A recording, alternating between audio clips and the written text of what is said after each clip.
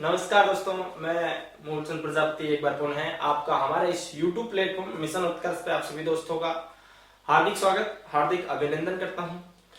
जैसा कि आपको पता है ऑलरेडी कि इस सेशन में अपन बात करते हैं विषय हिंदी को लेकर, और हिंदी विषय की यहाँ पर अपन बहुत डिटेल से चर्चा करते हैं। हिंदी विषय के अलावा जो अपने अदर जो सेशन चल रहे हैं उसमें अपनी राजस्थान के हिस्ट्री विषय को लेकर चल रहा है, राजस्थान की कल्चर को लेकर चल रहा है और राजस्थान की भूगोल विषय को लेकर भी अपना सेशन चल रहा है। तो अभी अपना जो इंडियन हिस्ट्री वाला, इंडियन पॉलिटी वाला जो पोर्शन है उसको स्टॉप कर रखा है, बहुत जल्द उसको वापस से शुरू किया जाएगा। तो नो टेंशन है, बिंदास है। जितने सब्जेक्ट अभी चल रहे हैं उनको बहुत डिटेल से अध्ययन करते रहें। जो भी सब्जेक्ट पढ़ाया जा रहा है कंप्लीट आपको सिलेबस करवाया जाएगा, ये मेरी गारंटी है। चाहे आपको राजस्थान का भूगोल मैंने शुरू कर रखा है, राजस्थान की हिस्ट्री, राजस्थान की art and culture and Hindi, चारों सब्जेक्ट आपको बहुत ही डिटेल से आपको मैं करवाऊंगा। मेरी जिम्मेदारी है। आप तो साथ साथ नोट्स बढ़ाते रहे और बार बार इन्हीं वीडियो का दोहरान करता रहे। अकेला आदमी थोड़ा टाइम कम मिलता है, हो सकता है आपकी जो क्लास है वो प्रत्येक क्लास 2-3 दिन बाद में आती हो, तो कोई दिक्कत वाली बात नहीं। आप रेगुलर क्लास लेते रहे, साथ ही साथ अपने नोट्सों को बहुत अच्छे से तैयार करते रहे। जो भी मेरे ऑफलाइन बैच के जो स्टूडेंट है उनसे तो कहना चाहूंगा भाई, अकेला आदमी को टाइम थोड़ा कम मिलता है, साथ में अभी सारी एग्जाम्स भी है सिर पे, तो आप तैयारी करते रहे। राजस्थान एसआई का बहुत बड़ा एग्जाम आपके सिर पे है और बहुत डिटेल से वहां सब्जेक्ट पूछे जाते हैं। हिंदी विषय का अध्ययन करते रहे। और अब अपन आज की इस क्लास का ज्यादा समय आपको खराब करेंगे नहीं, सीधा सीधा अपनी आज की जो क्लास है इसके ऊपर चर्चा करते हैं। आज की इस क्लास में मैं बात करना चाहूंगा, जो अपन बात कर रहे थे लास्ट टाइम, अपन वर्णों के वर्गीकरण को लेकर बात कर रहे थे। वर्णों के वर्गीकरण में अपन ने पहले स्वर और व्यंजनों की अपने चर्चा कर ली। स्वरों को कितने भाग में डिवाइड किया गया, व्यंजनों को कितने भाग में डिवाइड किया गया, इनकी अपन ने बहुत डिटेल से चर्चा कर ली है। कल अपन ने लास्ट टाइम चर्चा की थी स्वर तंत्रियों के आधार पर जो वर्ण है, इन वर्णों का वर्गीकरण स्वर तंत्रियों के आधार पर अपन ने पढ़ा था। आज अपन बात करेंगे जो प्राण वायु है, प्राण वायु या जो मुख विवर से निकलने वाली जो श्वास है, इसके आधार पर वर्णों के कितने भाग है। तो इसके आधार पर आप सबको पता है 2 प्रकार के हैं, तो आप लिख सकते हो प्राण वायु या श्वास के आधार पर वर्ण। अब हेडिंग डाल लो, प्राण वायु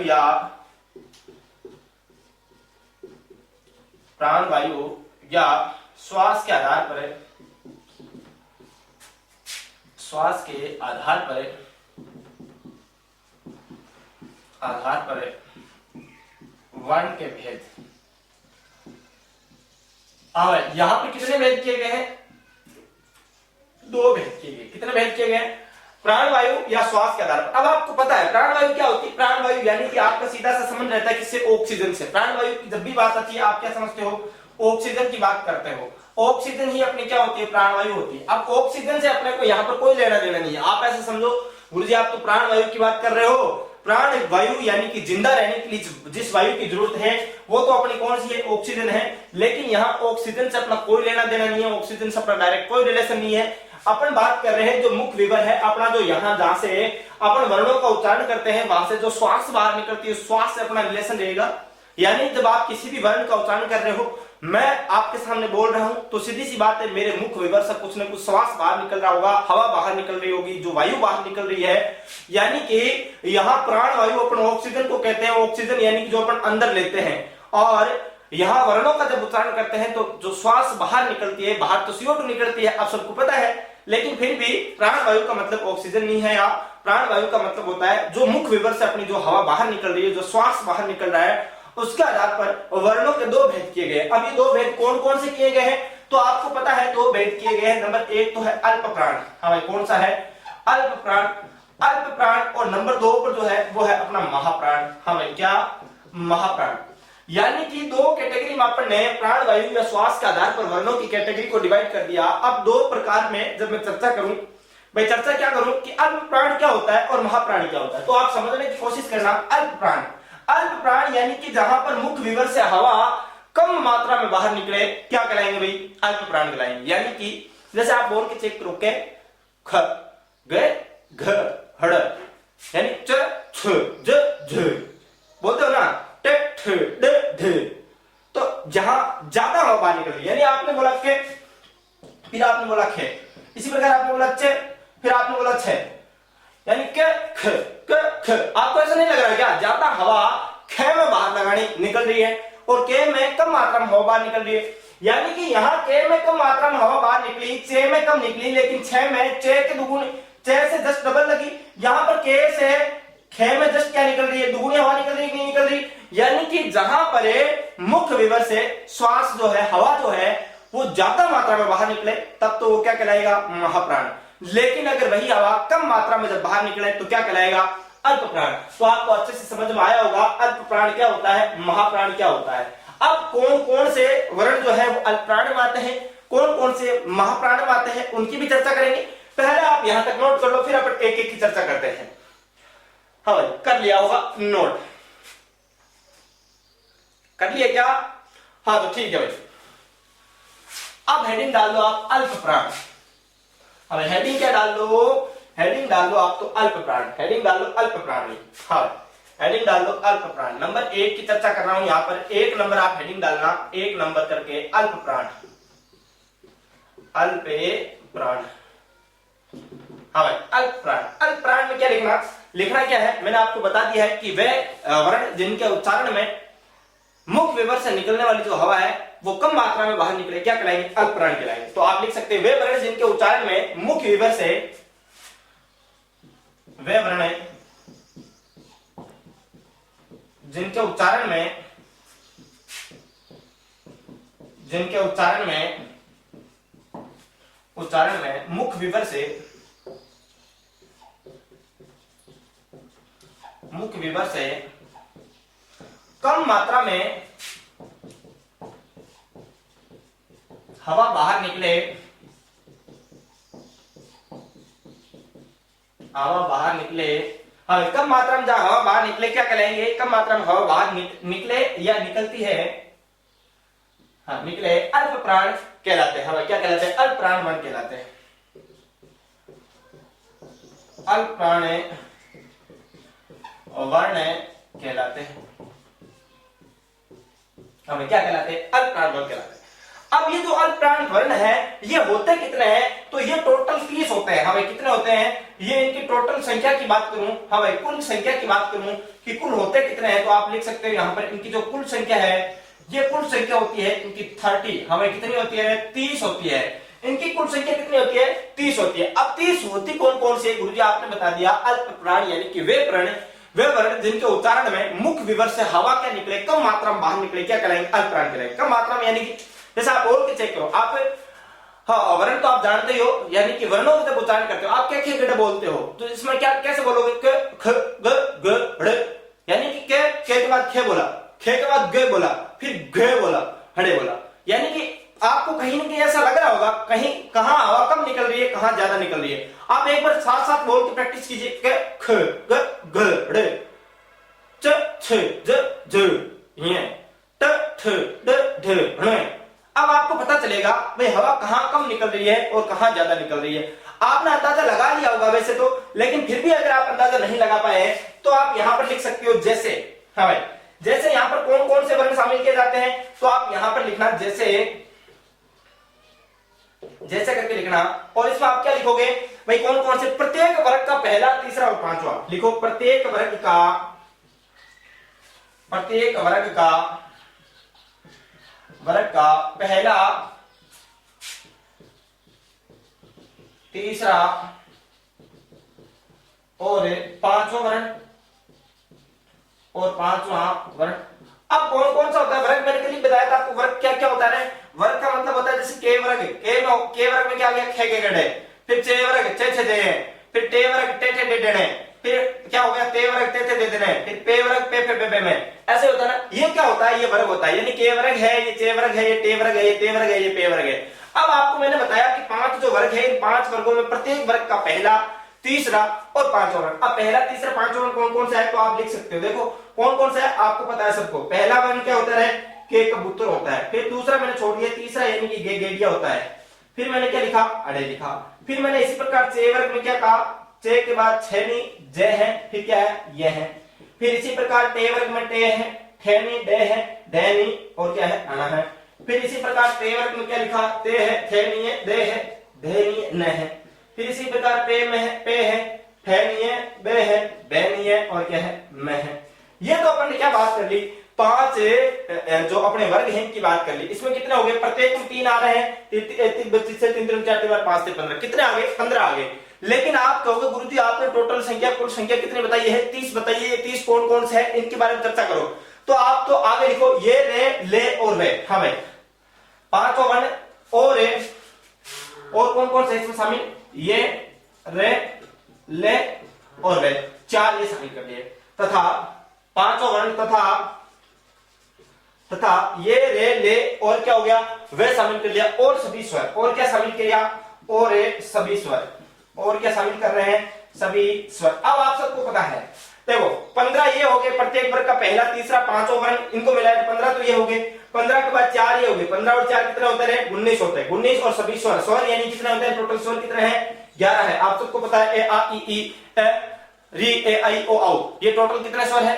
11 स्वर है। और इन 11 स्वरों को यहां पर मिला देते हैं तो इनकी संख्या कितनी हो जाती है? टोटल संख्या हो जाती है 30। अब आपको अच्छे से पता चल गया होगा अल्प प्राण कौन कौन से वर्ण होते हैं, यानी कि वे वर्ण जिनके उच्चारण में मुख्य विवर से कम मात्रा में जहां हवा बाहर निकलती हो, क्या कहलाएंगे? अल्प प्राण वर्ण कहलाते हैं। और ये जो अल्प प्राण जो वर्ण है इनकी टोटल संख्या होती है 30। 30 कैसे कैसे? कि प्रत्येक वर्ग का पहला तीसरा और पांचों वर्ण यानी कि ग ग क ग ड़ च ज य ट ड ण त द न प ब म और तथा और साथ में क्या क्या शामिल करते हैं? ये को शामिल करते हैं, ये रे को शामिल करते हैं, ले को शामिल करते हैं, वे को शामिल करते हैं और सभी स्वर को शामिल करते हैं। सभी स्वर, स्वर यानी टोटल स्वरों की संख्या है टोटल कितनी? 11 स्वर यहां पर शामिल कर लिए तो अपने क्या बन गए? अल्प प्राण वर्ण आ गए। अब आपको अगली चर्चा करते हैं महाप्राण वर्णों के बारे में। तो पहले यहां तक स्क्रीनशॉट ले लो, नोट कर लिया होगा। आगे चर्चा करते हैं महाप्राण वर्णों की। हाँ, नंबर 2 की बात करता हूं। मैंने आपको कहा यानी प्राण वायु या फिर श्वास के आधार पर वर्णों के 2 भेद किए। 2 भेद में नंबर 1 जो अपन ने भेद किया वो था अपना अल्प प्राण। अल्प प्राण अपन ने कंप्लीट पढ़ लिया। अब अपन बात करते हैं महाप्राण वर्णों की ओर। हाँ, किसकी चर्चा करते हैं? महाप्राण वर्णों की चर्चा करता हूं। किसकी? तो आप नंबर 2 हेडिंग डाल दो महाप्राण। महाप्राण, हाँ भाई, किसकी बात करेंगे? महाप्राण की बात करेंगे। अब ये महाप्राण होता क्या है? महाप्राण यानी कि मैंने अभी आपको समझाया कि अल्प प्राण वे वर्ण होते हैं जिनके उच्चारण में मुख्य विवर से क्या निकलती हो? हवा बाहर कम मात्रा में निकलती हो, क्या कहलाएंगे? अल्प प्राण कहला रहे थे। लेकिन अब मैं यूं कहूं कि जहां पर जिन वर्णों के उच्चारण में मुख्य विवर से हवा अधिक मात्रा में बाहर निकलती हो, क्या कहलाएंगे? महाप्राण कहलाएंगे। अधिक मात्रा में कैसे? जैसे आपने अभी देखा अल्प प्राण में लिखा आपने के लिखा, फिर आपने लिखा चे लिखा, फिर आपने टे लिखा। अब आप के बाद खे बोल के चेक करो, चे के बाद छह बोल के चेक करो, टे के बाद छह बोल के चेक करो।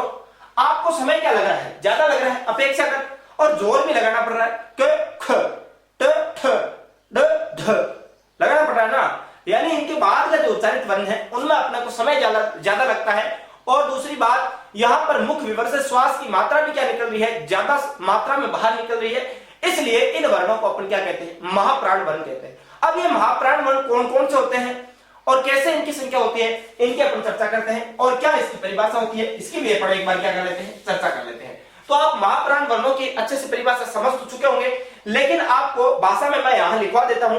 हाँ भाई, क्या होता है? वे वर्ण जिनके उच्चारण में मुख्य विवर से, लिखो, वे वर्ण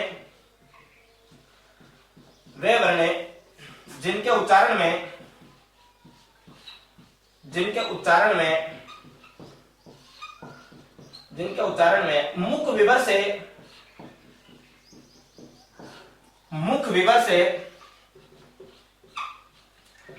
मुख्य विवर से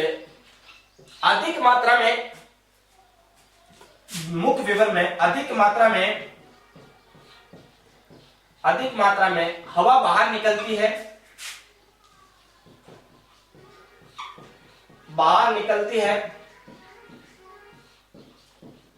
अधिक मात्रा में हवा बाहर निकलती है। वे वर्ण जिनके उच्चारण में मुख्य विवर से अधिक मात्रा में हवा बाहर निकलती है, क्या कहलाएंगे? महाप्राण वर्ण कहलाते हैं। हमें क्या कहलाते हैं? महाप्राण वर्ण कहलाते हैं। अच्छे से आपको समझ में आया होगा। यानी कि वे वर्ण जिनके उच्चारण में मुख्य विवर से अधिक मात्रा में हवा बाहर निकलती हो, क्या कहलाएंगे? महाप्राण वर्ण कहलाएंगे। अब ये महाप्राण वर्ण होते कौन कौन से हैं? तो आप यहां पर लिखो, पहले तो ये लिखो भाई इन महाप्राण वर्णों की कुल संख्या। हाँ भाई, इनकी कुल संख्या कितनी होती है? इनकी कुल संख्या की मैं बात करूं तो इनकी कुल संख्या होती है 14। हाँ भाई कितने होती है 14। अब आपको पता है मैंने आपको बताया था वर्ण जो टोटल होते हैं वो कितने होते हैं 44 होते हैं। इन 44 में से मैंने आपको बता दिया तो 11 तो क्या होते हैं स्वर होते हैं। 11 जब स्वर होते हैं तो 44 यानी कि ये कितने बच गए 33 क्या होते हैं व्यंजन होते हैं। होते क्या अरे होते क्या हाँ होते हैं। तो अब होते हैं तो ये 14 पूर्ण संख्या इनकी कितनी है 14 है। अब ये 14 है कौन कौन से ये देखो आप तो अब ये है कौन कौन से तो आप यहां पर लिखना जैसे हाँ भाई जैसे ये कौन कौन से हैं इनके बारे में अपन पता करते हैं। अब ये है कौन कौन से तो आपको पता होगा मैंने पहले लिखा था प्रत्येक वर्ग का पहला तीसरा और पांचवा पहले अल्पप्राण में लिखा था। अब यहां आप लिखोगे प्रत्येक वर्ग का दूसरा और कौन सा बच गया चौथा। हाँ भाई प्रत्येक वर्ग का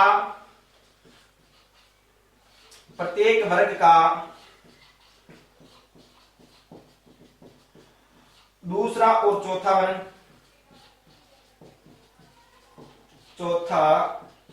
अब प्रत्येक वर्ग का दूसरा और चौथा वर्ण कौन कौन से हैं तो वो मैं यहां लिख रहा हूं। हाँ भाई कौन कौन से हैं जैसे आप सबको पता होगा भाई कौन कौन से हैं। यहां पर तो आपको पता है के बाद क्या आता है खे खरगोश वाला आता है ना फिर गे के बाद गे घड़ी वाला आता है ना आता है।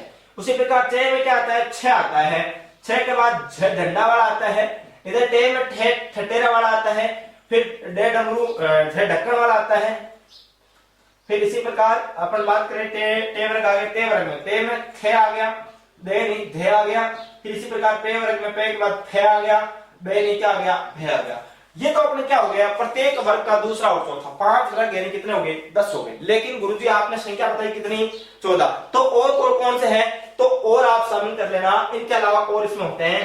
हाँ भाई तथा यहां लिखना तथा इनके अलावा और कौन कौन से हैं तो तथा आप लिखना कौन कौन से है भाई तो तीनों से और है। हाँ भाई क्या तीनों से पहली बात से ये दूसरा से ये और तीसरा से ये प्लस से क्या क्या करना शामिल है यानी कि तीनों से और है इसी में शामिल है।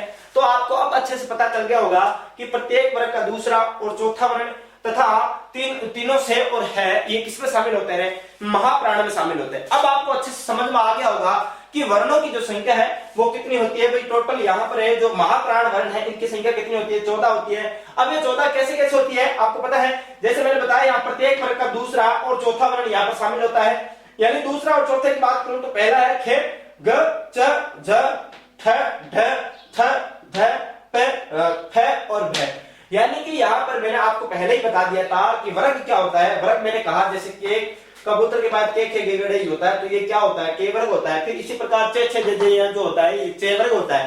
तो इसी में मैं आगे समझा रहा था आपको कि भाई अब अल्प प्राण की जब चर्चा हो गई तो यानी कि अब अगली महाप्राण थी तो वे वर्ण जिनके उच्चारण में मुख्य विवर से अधिक मात्रा में हवा बाहर निकलती है महाप्राण वर्ण कहलाते हैं। अब महाप्राण कहलाते हैं ठीक है लेकिन इनकी संख्या होती है 14। अब 14 कैसे कैसे होती है ये मैं बहुत अच्छे से आपको समझा चुका हूं तो यहां तक आप पहले एक बार नोट करो। फिर अपन बात करते हैं जो उच्चारण के स्थान है। जैसा आपने देखा होगा भाई आपसे एग्जाम में डायरेक्ट क्वेश्चन पूछा जाता है ख ग ग ड़ ये कहां से उच्चारित है हाँ उच्चारित स्थान बताओ। या फिर आपसे पूछेगा कंठ से उच्चारित स्थानों के नाम बताओ कंठ से उच्चारित वर्ण कौन कौन से है ये बताओ। या फिर दंत से बोले जाने वाला वर्ण कौन कौन से है इनके बारे में बताओ। ऐसे क्वेश्चन आपसे एग्जाम में पूछे जाते हैं उन क्वेश्चनों के ऊपर चर्चा करेंगे। और उच्चारण स्थान के आधार पर जो वर्ण है इनके जो भेद किए गए टोटल 11 भेद किए गए हैं। अब वो 11 भेद कौन कौन से हैं उनके अपन चर्चा करेंगे। पहले यहाँ तक नोट करो जहां तक आपने ले लिया होगा स्क्रीनशॉट यहाँ तक आपने अच्छे से कर लिया होगा। तो आगे देखते हैं आगे देखें तो अपन बात करेंगे वर्णों की अपन महाप्राणी की चर्चा कर ली है। स्वर तंत्रियों के आधार पर भी अपने वर्णों की चर्चा कर ली है। अब अपन बात करेंगे भाई उच्चारण स्थान के आधार पर। उच्चारण स्थान के आधार पर जो वर्ण है इनके भेद कितने हैं 11 भेद है। तो इनकी बात करते हैं उच्चारण स्थान के आधार पर। यानी उच्चारण स्थान के आधार पर कैसे भाई उच्चारण स्थान का मतलब होता है जैसे अपन बात करते हैं दंत तालु औष्ठ मूढ़ा कंठ इनकी जो बात करते हैं तो इनसे उच्चारित होने वाली ध्वनियों का आधार पर है जो वर्ण है इनके अपन ने कितने भाग किए 11 भाग किए। कितने भाग किए 11 भाग किए। अब ये कौन कौन से हैं उनके अपन चर्चा करते हैं। तो आप लिख सकते हो उच्चारण स्थान के आधार पर है वर्णों के भेद। हाँ भाई यहाँ आप लिख सकते हो उच्चारण स्थान के आधार पर है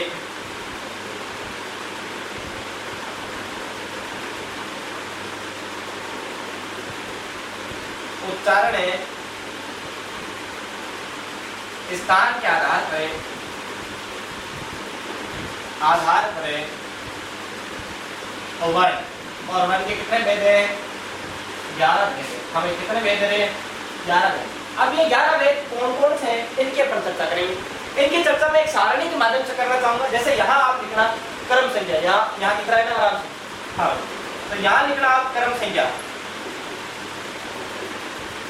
यहाँ क्रम संख्या, हाँ, यहाँ तक क्रम संख्या। फिर यहाँ आप लिखना उच्चारण है सूत्र,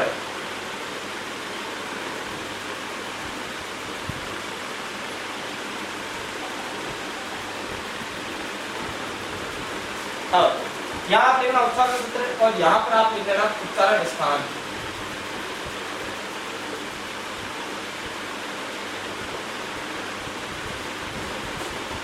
यहाँ लिखना उच्चारण स्थान, हाँ दिख रहा है ना, दिख रहा है। तो यहाँ क्रम संख्या हो गया। क्रम संख्या के बाद यहाँ ऊपर ऊपर लिख देना उच्चारण है सूत्र, उच्चारण है सूत्र और यहाँ पर उच्चारण स्थान।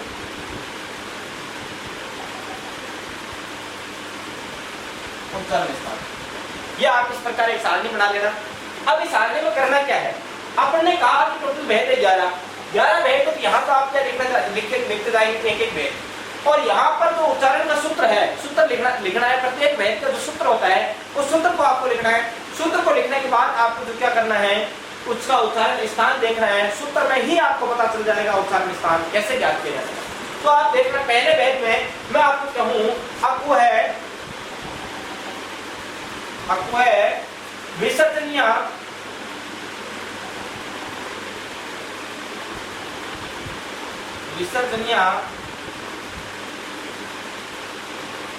आपको है विसर्जनीय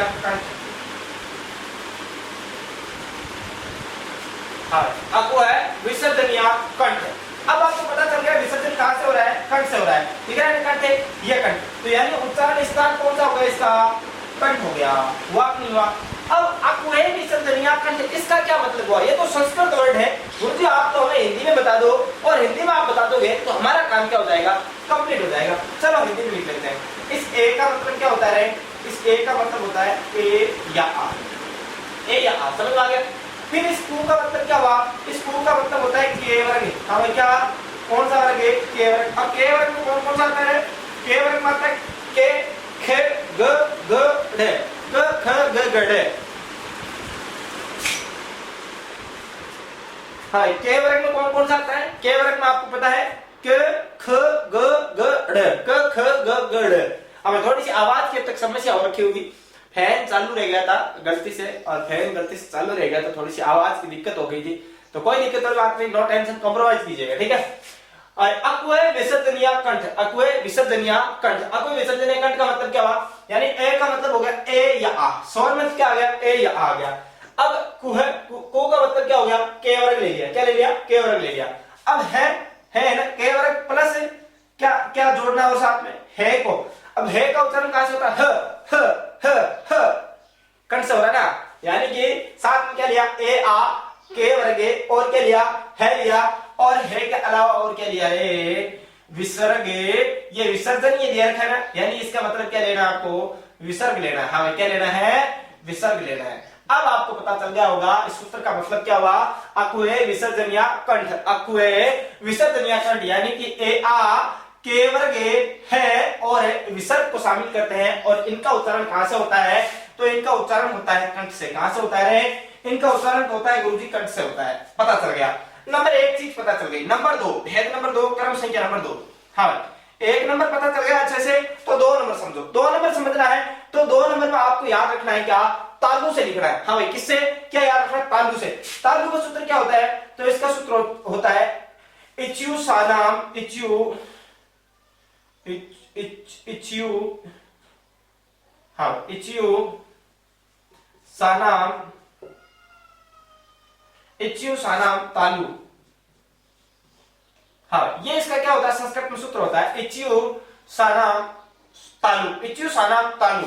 अब देखो इच्यू सानाम तालु का मतलब क्या होता है? पहली बात तो आपको ये चीज तो यहाँ पता चल रही है उच्चारित किससे है? तालु से। तो आप ये चीज तो यहाँ लिख दो, उच्चारण स्थान का मतलब क्या है? उच्चारण स्थान तालु से होता है। तालु क्या होता है? जीभ के जस्ट ऊपर वाला जो भाग होता है, ये यहाँ पर जहां पर जीभ टच करे, जीभ के जो ऊपर वाला भाग होता है इसको अपन क्या कहते हैं, तालु कहते हैं। अब तालु आपको समझ में आ गया। तो इच्यू सालाना तालु, इसका मतलब क्या हुआ, अरे इस ई का मतलब क्या होता है, ई छोटी हो चाहे बड़ी हो। चे का मतलब क्या होता है, यानी चे का मतलब यहाँ हुआ चे वर्ग। हाँ भाई क्या हो गया रे, चे वर्ग। जैसे यहाँ पर अपन ने के वर्ग लिया था, उसी प्रकार यहाँ पर कौन सा वर्ग है, यहाँ पर अपन ने शामिल किया चे वर्ग। और ये देखा ना युसानाम, यानी यू का मतलब क्या हो गया, यहाँ पर ये हो गया, और से का मतलब क्या हो गया, यहाँ पर से को भी अपन क्या करते रहे, शामिल करते हैं। यानी ई लघु हो चाहे दीर्घ हो, चाहे चे वर्ग हो, चाहे ये हो चाहे ये इससे हो, इनको अपन शामिल किस में करते हैं, इनको अपन तालु से उच्चारित वर्णों की कैटेगरी में शामिल करते हैं। दो चीज कंप्लीट हो गई। नंबर 1 कंठ से उच्चारित ध्वनियां, नंबर 2 तालु से उच्चारित ध्वनियां। उच्चारण स्थान के आधार पर अपन बात कर रहे हैं, 11 भेद होते हैं, 2 भेद अपने कंप्लीट हो गए। 2 भेद कंप्लीट कैसे हुए, पहला मैंने सूत्र बताया आपको, अकुहे विसर्जनिया कंठ। दूसरा बताया इच्यू सानाम तालु, इच्यू सानाम तालु। अब अकुहे विसर्जनिया कंठ का मतलब बताया, ए का मतलब ए आ, के कु का मतलब के वर्ग है, और है और विसर्ग शामिल कर दिया। और ये उच्चारित किससे होता है, कंठ से। अगर आपको फॉर्मूला याद रहता है तो बहुत अच्छे से आपको चीजें सारी कंप्लीट हो जाएगी। दूसरी है इच्यू सानाम तालु, इच्यू सानाम तालु, यानी ई चे वर्ग ये और से। अब बात करते हैं तीसरे भेद की। हम बात करते हैं किसकी, तीसरे भेद की, और तीसरा क्रम संख्या 3 अपन लगा लेते हैं। तीसरे भेद में अपन बात करेंगे, हमें किसकी बात करूंगा, तीसरे भेद में आप लिखना, हाँ देखो अपन बात कर लेते हैं दंत से उच्चारित ध्वनियों की बात कर लेते हैं। हमें किसी दंत से उच्चारित ध्वनियों की बात कर लेते हैं। तो आप लिखो तुलसा नाम दंते। हाँ भाई तुलसा नाम दंते। अब तुलसा नाम दंते यानी दंते का मतलब तो आपको पता चल गया, दंते का मतलब क्या होता है, दांत होता है। तो आप यहां पर लिख सकते हो किससे उच्चारित है, दंते ध्वनियां। हाँ भाई क्या लिख सकते हो, दंते ध्वनियां यानी दांत। दंते यानी आप यहां लिख सकते हो दांत, लिख सकते हो भाई, आपको अच्छे से समझ में आ जाएगा। दांत से उच्चारित ध्वनियां यानी कि जहां पर दांत टच होते हो ध्वनियों के उच्चारण में। अब मैंने यहां बताया आपको तुलसा नाम दंते, तुलसा नाम दंते यानी देखो तू का मतलब क्या होता है, तेवर्ग। हमें क्या होता है, तेवर्ग। जैसे ऊपर तो अपन ने ले लिया था चेवर्ग ले लिया, केवर्ग ले लिया, अब अपन क्या आ गया, कौन सा आ गया, तेवर्ग आ गया। तेवर्ग तुलसा नाम दंते, तेवर्ग आ गया। तेवर्ग के बाद अपन क्या दे रखा है, यहाँ पर ले दे रखा है। हमें क्या दे रखा है, ये देखो तू ले दे रखा है, तो यहाँ पर क्या आ गया, ले आ गया। फिर अपने को कौन सा से दे रखा है, बीच वाला से दे रखा है, तीसरा वाला से, तो ये से भी अपन यहाँ पे क्या कर लेते हैं, शामिल कर लेते हैं। तुलसा नाम दंते में तेवर्ग है, ले और से, ले और से। यानी आपको देखो 3 चीजें समझ में आ जानी चाहिए। नंबर 1 तालु से, इच्यू सानाम तालु, अकुहे विसर्जनिया कंठ। तीसरी है तुलसा नाम दंते, तुलसा नाम दंते में तेवर्ग है और ले है, और क्या शामिल है, से है। अब अपन बात करते हैं अगली चीज की। नंबर 3 तक यहां तक अगर समझ में आ गया, अब अपन बात करते हैं चौथे भेद की बात करते हैं। हम भेद नंबर किसकी बात करते हैं, 4 नंबर की बात करते हैं। अब भेद नंबर अपन बात करते हैं किसकी, 4 की बात करते हैं। 4 में अपन क्या करेंगे, 4 नंबर में आप देखना, जैसे अपन ओष्ठ की बात कर लेते हैं, दांत की बात किसकी बात करें, ओष्ठ की बात करें, तो आप लिखो अपुदे, अपुपदे, अपुपदे, अपुपदे मानी, अपुपदे मानी ज्ञानाम ओष्ठ, ज्ञानाम ओष्ठ। अपुपदे मानी यानाम ओष्ठ, यह आपको याद रखने का क्या है, सूत्र है। सूत्र कैसे, अपुपदे मानी यानाम ओष्ठ। तो आपको ओष्ठ नाम दिखती है, आपको यह चीज तो पता चल गई, उच्चारित कहां से, उच्चारित स्थान कौन सा इसका, ओष्ठ। ओष्ठ या फिर आप कह सकते हो इसी को, यहाँ पे है, यहाँ पर ठे नहीं, ठीक है, ओष्ठ, ओष्ठ कह सकते हो, या फिर आप इसी को क्या कह सकते हो, होठ कह सकते हो, कह सकते हो ना, होठ कह सकते हो। अब ठीक है, अब इसमें कौन कौन सी ध्वनियां उच्चारित हो रही है, ये चीज आपको पता होना बहुत जरूरी है। अब देखो अपुदिन क्या होता है, देखो एपू, एपू यानी कि एपू का मतलब क्या हो गया, ऊ या लघु हो चाहे दीर्घ हो, ऊ चाहे लघु हो चाहे दीर्घ हो, क्या आएगा, इसी में शामिल आएगा। फिर अपन क्या आ रहा है, यहाँ पर पे आ रहा है, तो यहाँ पर आप क्या लिखोगे, पेवर्ग लिखोगे, क्या लिखोगे, पेवर्ग लिखोगे। अपुपदे मानी यानाम ओष्ठ, यानी कि ऊ हो चाहे पेवर्ग हो, ये कहां से उच्चारित है, ओष्ठ से उच्चारित ध्वनियां है। तो यहां तक आपको 4 चीजें समझ में आई क्या, हाँ 4 चीजें समझ में आई क्या, आगे क्या, हाँ जब 4 चीजें समझ में आ गई तो अब आगे अपन अगली चर्चा करते हैं। हाँ भाई किसकी चर्चा करते हैं, अगली चर्चा करते हैं। तो अगली चर्चा करते हैं, पहले आप यहां तक नोट करो, देंगे, हाँ भाई स्क्रीनशॉट ले लो, ले लिया होगा। चलो अगली बात करते हैं, मिटा दूं क्या? हाँ भाई, चलो देखते हैं। अब अपनी अगले 4 की बात करते हैं। अगले 4 की बात करूं तो यहां तक आपको सूत्र समझ में आ गए, तो अगले तो बहुत इजी है, आगे वाले तो बहुत ही इजी है। इजी कैसे रहे? इजी बहुत इजी है, जैसे आप देखते जाओ, हाँ देखते जाओ कितने इजी है, बहुत इजी है। यह सूत्र अगर याद हो गए तो आगे वाले तो बहुत इजी है।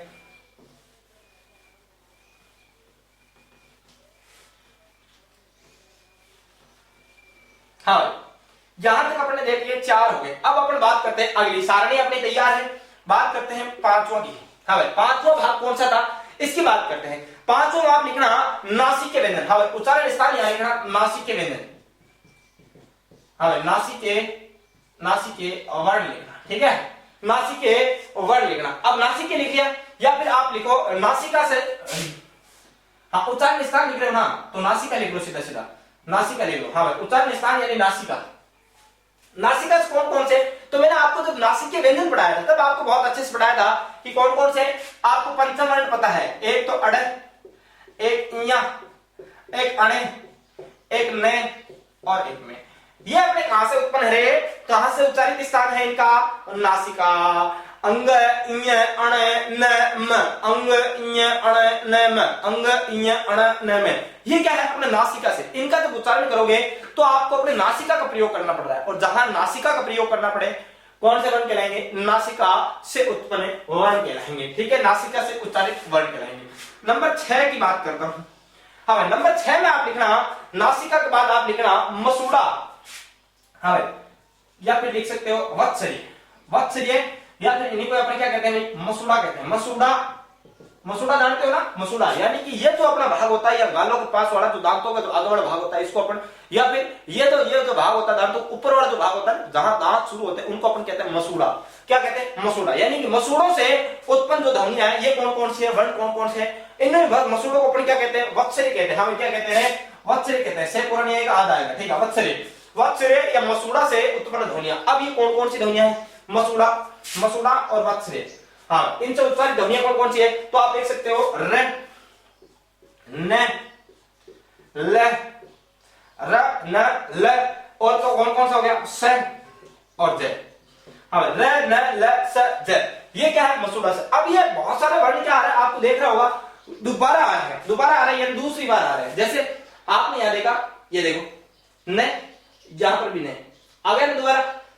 इसी प्रकार आपने पहले 6 वर्ग देख लिया था, 6 वर्ग मुझे आता है। उसी प्रकार आपने पहले के वर्ग भी देख लिया था ना। उसी प्रकार आपने ते वर्ग भी पहले देख लिया था, लेकिन फिर भी ये दोबारा आ रही है। यानी कि ये तो दोबारा आ रही है तो इनका उच्चारण स्थान डबल डबल है, दो जगह से उच्चारण, 3 जगह से उच्चारण। अब जरूर थोड़ी है आप ए बोलो, ए। अब जरूर थोड़ी है कि उच्चारण आपकी कंठ से हो, जरूरी है क्या? हाँ, आप बोलो क, अब जरूर थोड़ी है कि तालु से हो, जरूरी है क्या? जरूरी तो नहीं है।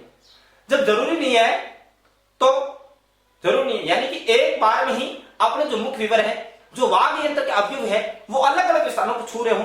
जैसे आप कोई भी वर्ण बोलो, और वर्ण आपने बोला न, न, न। अब ने बोलते वक्त आपके एक तो आपने क्या उच्चारित लिया? अब ने बोलते वक्त आपने क्या क्या उच्चारित लिया? ने बोलते वक्त आपने क्या क्या उच्चारित लिया रे? जैसे अभी आपने बात की थी तेवर की, यानी कि तुलसा नाम दंते, न, यानी आपके दांत टच हुए, तुलसा नाम दंते। दूसरी बात आपने क्या किया? यहां पर नासिका न का बोला, न उच्चारण किया तो नाक का भी प्रयोग किया। तीसरी बात न बोला तो आपने मसूड़े न, यानी कि यहां आपकी जीभ टच कर रही है, दांतों से जस्ट ऊपर पास में यहां जीभ टच कर रही है, यानी मसूड़ों को भी छू रही है। जब मसूड़ों को भी आपकी जीभ छू रही है, आपकी जीभ नासिका का प्रयोग, आपके शरीर में जब वाग यंत्र आपको नासिका का प्रयोग किया जा रहा है और आपके दंत का भी प्रयोग किया जा रहा है, तो ये 3 जगह टच किया, इसलिए इनको अलग अलग श्रेणियों में रखा जाता है। अलग अलग श्रेणियों में यानी कि और भी बहुत सारी श्रेणियों शामिल होते हैं। तो आपको इन्हीं चीजों को गोला कर लेना है और बहुत अच्छे से देखना है और पता करना है कि कौन कौन सी ध्वनियां ऐसी है जो अलग अलग स्थानों से उच्चारित होती है। अगली अपन देखें, हमें मत्सरे, वत्सरे या मसूड़ों के बाद की जो अपन बात करेंगे उसमें अपन बात करेंगे, हमें एक और लिखो वाकारस्य दंतोष्ठ। नंबर 7 जो प्रकार है उसमें लिखो वाकारस्य, सूत्र लिखो आप वाकारस्य दंतोष्ठ। दंतोष्ठ, अब दंतोष्ठ का मतलब आपको पता चला होगा, दंतोष्ठ मैंने वर्ड लिखते ही आपको पता चल गया होगा कि दंत प्लस औष्ठ, यानी कि दांत प्लस होठ। हाँ भाई, क्या दांत प्लस होंठ, दांत और होंठ जहां पर दोनों का प्रयोग हो क्या कहलाएंगे? दंतोष्ठ। अब दांत का मतलब क्या हुआ? दांत तो मतलब है दांत, यहां पर केवल ऊपर के दांतों की चर्चा कर रहा हूं। हाँ भाई, किसकी बात कर रहा हूं? ऊपर के दांतों की। ऊपर के दांत यहां पर प्रयोग किए जा रहे हैं। और होंठ यानी होंठ जो है वो नीचे के होंठ प्रयोग होंगे। हाँ भाई, किसके? नीचे के होंठ प्रयोग होंगे, नीचे के। जैसे आप किसी भी शब्द का उच्चारण करो, जैसे मैं बोलूं वे वे वे वे वे वे वे वे बोलूं, नीचे का होंठ ऊपर वाले दांतों को टच कर रहे हैं ना, वे वे। अब इसी प्रकार आप यहां पर लिख सकते हो वाकारस्य दंतोष्ठ, यानी कि आप लिख सकते हो इसमें क्या आता है? केवल एक वर्ग है और वो कौन सा है? वह है। अगला आप सूत्र लिखना एदत्तो कंठ तालु। हाँ भाई, एदत्तो नंबर 8 आप लिखना अदेतो अदेतो कंठ तालु, कंठ तालु। यानी अब आपको पता चला कि कंठ और तालु आ रहे हैं। हाँ, दो कौन सा आ रहे हैं साथ में? कंठ प्लस तालु से उच्चारित ध्वनियां। हाँ भाई, कंठ प्लस तालु से उच्चारित ध्वनियां कौन कौन सी है? अब आप देखोगे कि यहाँ पर एदेतो यानी कि ए और कौन सा आएगा? आई आएगा इसमें। हाँ भाई, कौन सा आएगा? ए और आई। ए और आई कैसे? कंठ और तालु। कंठ से कौन कौन सी ध्वनियां आपने देखा कंठ से उच्चारित? पहले मैंने आपको बताया ए आ है कि नहीं है? उसी प्रकार तालु से उच्चारित ध्वनियां कौन सी थी? मैंने आपको बताया था ई। हाँ भाई, कौन सी बताया था? ई या ई आएगा। अब जब आपको पता है संधि आप करते हो, ए या आ के साथ ई या ई आती है, तो आपको पता है क्या बढ़ता है? ए या आई बढ़ती है। बढ़ती है ना? बढ़ती है ना? तो बढ़ती है तो आपको अच्छे से समझ में आ चुका होगा कि ये ध्वनियां जो है एदेतो कंठ तालु ए या आई है। वाकारस्य दंतोष्ठ में है, यानी कि दंत और ओष्ठ से है। र ने ले से जे ये क्या कहां से है? वत्सरीय ध्वनियां या फिर मसूड़ा से उत्पन्न ध्वनियां है। और इसी प्रकार है अंगा अञा अण न में ये कहां से उच्चारित ध्वनियां? नासिका से उच्चारित ध्वनियां। यहां तक आप नोट करो, स्क्रीनशॉट लो, फिर आगे बढ़ते हैं। तीन जो और बच गए उनकी चर्चा करते हैं। हाँ भाई, यहां तक नोट कर लिया गया 5 6 7 8 8 ही हुए क्या? हाँ, तीन और कौन कौन से बच गए?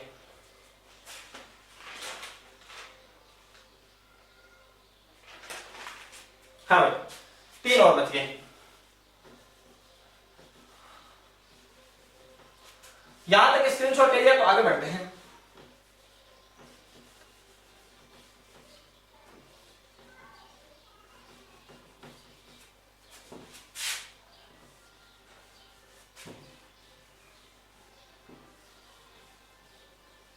हाँ भाई, यह आपके सारणी आपके सामने पहले से तैयार है। अब आप एक लिखना ऋतु सड़ा। हाँ भाई, नंबर लिखना आप 9 नंबर लिखना।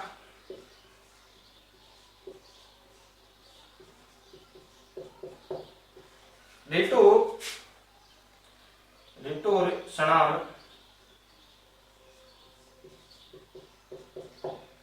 ऋतु सणाम मूर्धन्य मूर्धा, ऐसे लिखना मूर्धा। ऋतुर्षणा मूर्धा। ऋतुर्षणा मूर्धा का मतलब क्या हुआ? एक तो इसमें क्या आ रहा है? री आ रहा है। देखो आ रहा है ना, री आ रहा है ना। फिर क्या आ रहा है? टे आ रहा है ना, टे वर्ग आ गया। पूरा टे वर्ग लेना है। फिर अपने इसकी कौन सा लेना है? से लेना है, रे लेना है, और क्या लेना है? से लेना है। आपको समझ में आ रहा है? मूर्धा, मूर्धा का मतलब आप लिख सकते हो यहां पर मूर्धा। मूर्धा, मूर्धा क्या होती है? मूर्धा होती क्या है? मूर्धा यानी कि आपकी क्या होती है? जिह्वा होती है। हमें क्या होती है रे? जिह्वा। जिह्वा लिख सकते हो, मूर्धा लिख सकते हो। इससे उच्चारित ध्वनियां कौन सी? री, टे वर्ग और रे और से। फिर अपन बात करते हैं इसी प्रकार 10वां में आप लिख सकते हो ओदांतो, ओदोंतो कंठोष्ठ। हाँ भाई, ओदोंतो कंठोष्ठ। हाँ, अगला सूत्र है ओदोंतो कंठोष्ठ, यानी कि यहां पर आपको पता है क्या क्या आ रहा है भाई? कंठोष्ठ, कंठ और ओष्ठ। हाँ, क्या आ रहा है? कंठ और क्या आ रहा है? ओष्ठ यानी होंठ आ रहा है। कंठ और ओष्ठ आपके शामिल हो रहे हैं ना, कंठ और ओष्ठ। अब देखो कंठ से उच्चारित ध्वनियां कौन कौन सी है? मैंने अभी बताया था कंठ से उच्चारित ध्वनियां कौन सी है? ए या आ है। ए या आ है। और ओष्ठ से उच्चारित ध्वनियां कौन कौन सी बताई थी रे? ओष्ठ से उच्चारित मैंने आपको बताया था ऊ या क्या होता है? ऊ होता है। तो इनको जब ए या आ के साथ ऊ या ऊ का मैच होता है तब आपको पता है संधि में क्या बढ़ता है रे? तो आपको पता है ओ या औ बढ़ता है। क्या बढ़ता है? ओ या औ बढ़ता है। क्या बढ़ता है? क्या ओ या औ बढ़ता है? क्या? तो आप यहां लिख सकते हो ओदोंतो कंठोष्ठ में क्या आएगा? ओ या औ लिखोगे। लिख लिया क्या? ओ या औ लिख लिया। चलो अगली चीज बात करते हैं। लास्ट जो है 11वां भेद जो है, इसके उच्चारण विस्तार के आधार पर 11वें भेद की चर्चा करते हैं। 11वां है अपना केवल है। आप याद रखना है और है कहां से है? तो है आपको पता है आपको एक तो है काकल्य वर्ण। हाँ क्या है? काकल्य वर्ण। और दूसरा आप अपन कह सकते हैं भाई क्या है? अली जिह्वा। हाँ क्या है, अलीजिह्वा।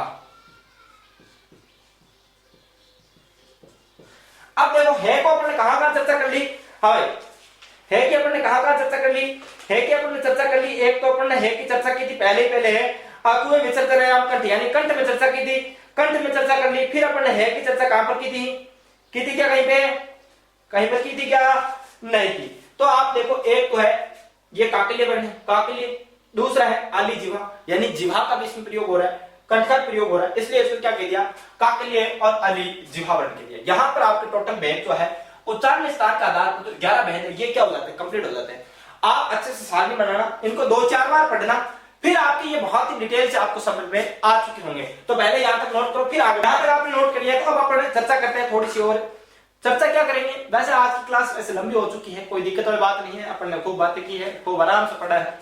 तो अब अपन थोड़ी सी चीजों की चर्चा कर लेते हैं। वो थोड़ी सी चीजें क्या कि भाई जैसे एक तो चीज होती है, जैसे मैंने आपको पहले बताया होगा, यहां तक आप नोट कर लिया, पहले यहां तक मिटा देता हूं, है ना।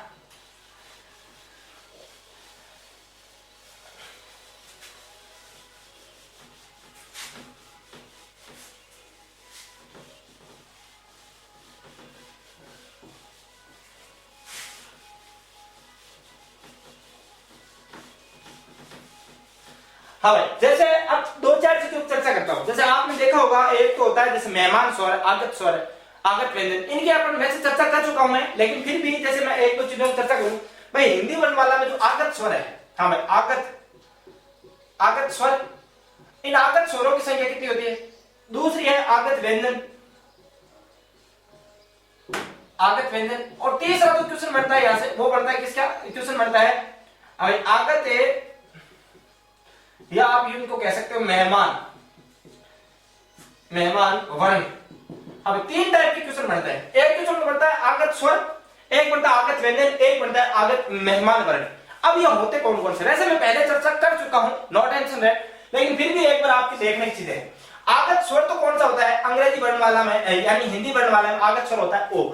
जैसे आप लिखते हो एक वर्ड लिखते हो डॉक्टर, लिखते हो ना, प्रोफेसर, हाँ डॉक्टर वर्ड लिखा आपने, डॉक्टर में क्या लिखते हो आप, इसी प्रकार का प्रयोग करते हैं ओ का। इसी प्रकार और भी हिंदी के बहुत सारे प्रोफेसर हैं, हाँ जैसे और भी बहुत सारे वर्डों में हिंदी के प्रयोग करते हैं। जैसे अपन संधि पढ़ेंगे तब आपको बहुत सारी चीजें इनकी काम आई। एक होता है आगत व्यंजन। अब ये आगत व्यंजन कौन कौन से होते हैं, के, खे, जे, खे। हाँ भाई देख कौन कौन सा होता है, एक होता है के, एक होता है खे, एक होता है गे, एक होता है जे, और एक होता है हे। गुरु जी ये आगत कैसे हो गए, अरे आगत ये नहीं है, आगत इनके पीछे जब नीचे बिंदी लग जाती है तब ये क्या हो जाते हैं, आगत हो जाते हैं। आगत व्यंजन संख्या कितनी हो गई, 5 हो गई। कितने, के, ख, जे और हे, के, खे, गे, जे और हे, 5 हो गए व्यंजन। तो आगत वर्ण कितने हुए, अब तो टोटल ये स्वर और व्यंजन को मिला दिया जाए तो क्या वर्ण हो जाएंगे क्या, हाँ। तो आगत व्यंजन होते हैं 6, कौन कौन से, एक हो गया ओ, एक हो गया के, एक हो गया खे, एक हो गया गे, एक हो गया जे, और एक क्या हो गया है। और इन सब के नीचे, इनके नीचे क्या लग जाएगी, बिंदी लग जाएगी, और ये क्या होगी, आगत या मेहमान स्वर। यानी कि वे वर्ण जो कि हिंदी वर्णमाला के मूल से नहीं है, जो बाहर से हिंदी वर्णमाला के अंदर है, मेहमान के रूप में आए हुए हैं, इनको अपन क्या कहते हैं, आगत स्वर है, या फिर इनको अपन क्या कहते हैं, आगत वर्ण कहते हैं। आगत वर्ण है, आगत इन्हीं में आगत स्वर आते हैं और आगत व्यंजन आते हैं। ठीक है, यहां तक आपको चीजें समझ में आई क्या, अच्छे समझ में आ गई। तो अब एक चीज और बच जाती है क्या, अपने जो वर्णमाला है इसमें एक तो बच जाती है डे, और एक होता है डे, डे और डे। इनके जो नियम है इनकी अपन चर्चा करेंगे। अब नियम कैसे भाई, इन डे और डे के नियम क्या होते हैं, तो डे और डे के नियम की मैं चर्चा करूं। जैसे आपने लिखा था बीच में मैंने आपको अढे और एक पढ़ाया था अढे। अब इनके नीचे कब बिंदी आती है, कब इनके नीचे बिंदी नहीं आती, इनके नियम अपने को पढ़ना बहुत जरूरी है। इनके जब नियम अपन पढ़ लेंगे तो अपनी वर्णमाला क्या हो जाएगी, कंप्लीट हो जाएगी। यानी कि जो अपनी वर्ण जो चल रहा है, जो वर्ण वर्गीकरण का जो चल रहा है, वर्णों का वर्गीकरण, ये जो चर्चा थी ये अपन पूर्ण रूप से कंप्लीट। फिर अपन जो नया टॉपिक शुरू करेंगे वो संधि वाला टॉपिक शुरू करेंगे। तो बाकी अपन चीजों को डिस्कस करेंगे अपने नेक्स्ट क्लास में। तब तक आप लगातार बने रहिएगा, और आशा करता हूं आप हमारे YouTube जो प्लेटफॉर्म है मिशन उत्कर्ष, उसको सबसे पहले सब्सक्राइब कर चुके होंगे। और जो भी नया है वो सबसे पहले प्लीज हमारे YouTube चैनल मिशन उत्कर्ष को सब्सक्राइब कर ले, और जो बगल में ही बेल आइकन का घंटा उसको प्रेस कर ले, जिससे कि आपको हमारे YouTube प्लेटफॉर्म पर जो भी क्लास है उन क्लास का नोटिफिकेशन सबसे पहले प्राप्त हो सके। और अन्य जो चीज है उसमें यह है कि अगर आपको हमारा सेशन पसंद आए तो प्लीज लाइक कीजिएगा, शेयर कीजिएगा, और आज के लिए इतनी चर्चा करेंगे, बाकी अपन बात करेंगे अपने नेक्स्ट एपिसोड में। तब तक के लिए धन्यवाद।